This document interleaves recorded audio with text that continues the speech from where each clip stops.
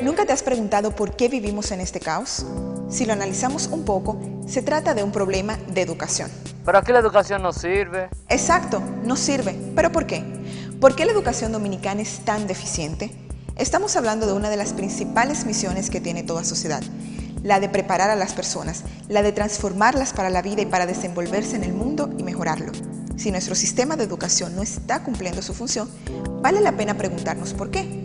La respuesta, aunque compleja, se puede resumir en una sola palabra: falta. Lo primero que nos faltan son escuelas.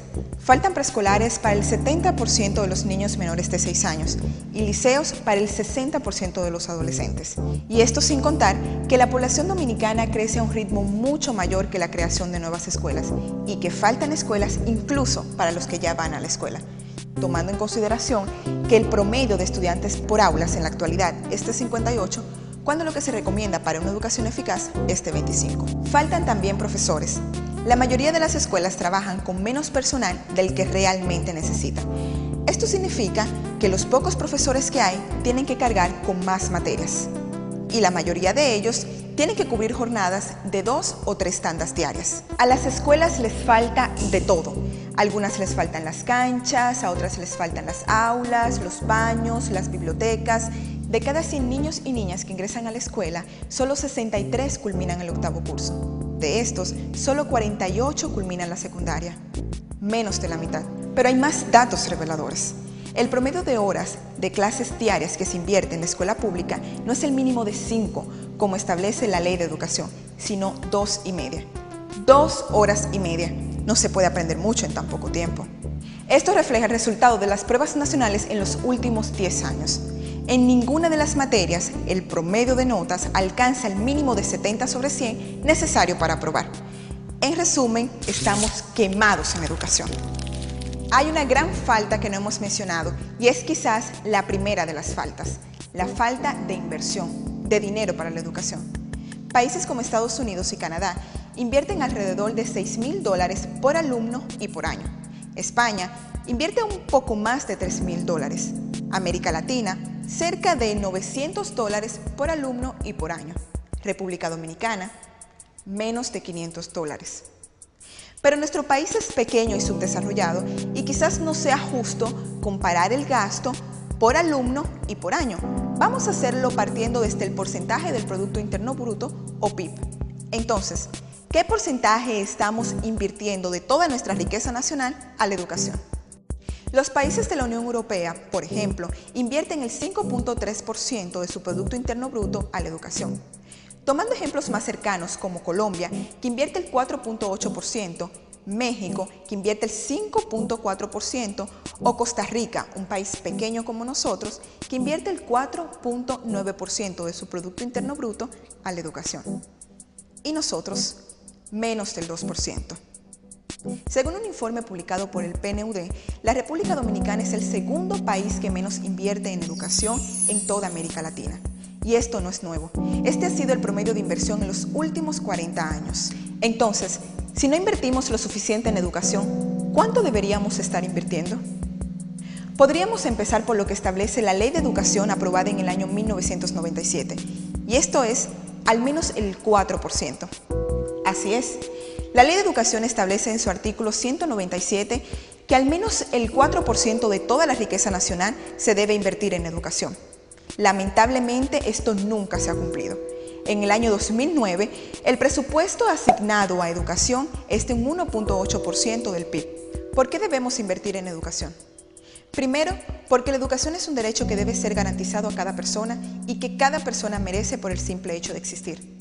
Segundo, porque la educación es la principal herramienta para garantizar el desarrollo. Dicho de otra manera, más educación, mejor calidad de vida. Y las estadísticas así lo demuestran. Algunos ejemplos, aquí van. Primero, ingresos.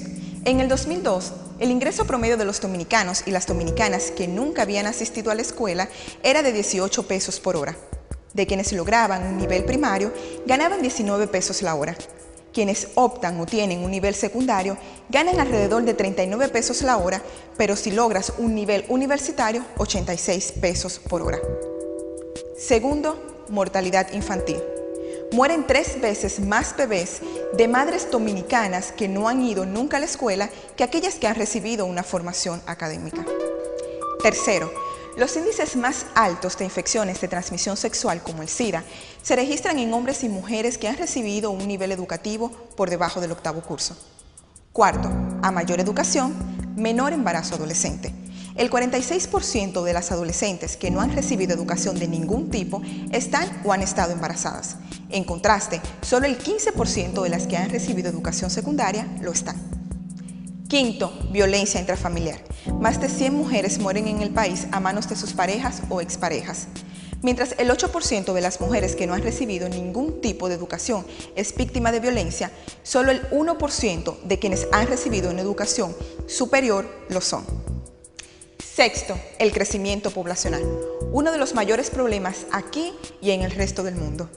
El promedio de hijos de las madres que no han recibido ningún tipo de educación es 2 veces mayor que aquellas que han recibido una educación superior. Esto significa que a mayor educación, menor cantidad de hijos. Pero pensemos en otros problemas como el deterioro del medio ambiente, la basura, la contaminación, la deforestación, el cambio climático. ¿Cómo podemos fomentar una conciencia ecológica si no formamos a nuestras futuras generaciones? Pero espera, ¿todavía piensas que nada de esto tiene que ver contigo? Quizás te preocupe un poco más la delincuencia.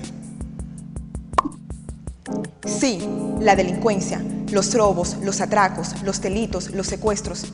¿Alguna vez te has preguntado cuántas escuelas hay en los barrios de la ciudad de Santo Domingo?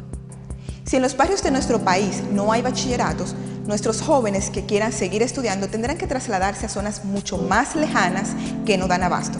Y en la mayoría de los casos, estos jóvenes ni se pueden costear el transporte con regularidad. Entonces, ¿qué opciones le estamos dejando a la juventud más desfavorecida de nuestro país? Es un hecho probado que a mayores oportunidades de educación, la delincuencia disminuye. Pero vayamos más allá. Mientras más altos son los niveles de delincuencia, las empresas se ven obligadas a invertir mucho más en seguridad. Alarmas, sistemas GPS, seguros de robos, esto sin contar la capacitación de nuevo personal. Sí, porque la mano de obra dominicana, producto de la mala educación, es de las menos capacitadas. ¿Y quién crees que termina pagando todo ese entrenamiento y seguridad? Tú y yo. Y todos los consumidores que terminamos comprando los productos y servicios a un costo más elevado.